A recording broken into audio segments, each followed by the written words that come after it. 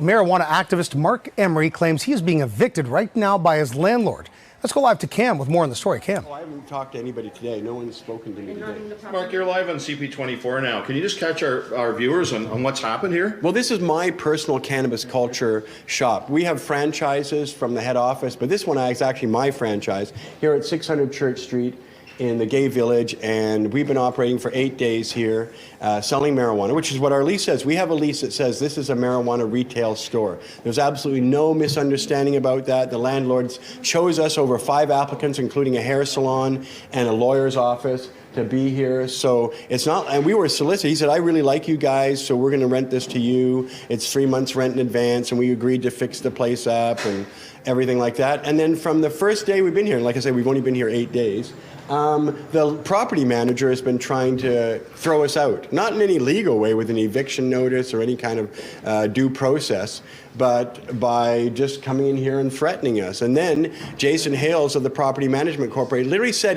I'm going to call the police then if you won't go, and I'll get them to throw you out. And that's literally what he said. And he's picked the day, and he said this would happen today. So this is in fact what's happening. We're surrounded by police here at 600 Church Street in the village, and I believe they're waiting for both a warrant and a locksmith to get access to the building. If the police had a warrant, they would have been in the building, but they clearly don't have a warrant as of this time. We just left headquarters, and police pointed out that they don't do evictions. I was police officer, I can tell you that. They said they're just here to keep the peace, and there's some sort of landlord-tenant dispute. And you're telling me your landlord's cool with what you're doing, but it's this property manager? Yeah. Do they work for the landlord? This is what keeps confusing us. Adam Sood and Elliot Sood keep telling us, no, we're supportive, but Adam's a young man, and he's hiking in Colombia, and I think his property manager has just usurped his authority, and this is doing it. But I haven't been served with any kind of notice, any kind of paperwork, and my lawyer has been negotiating with them, and we were last discussing a bond payment.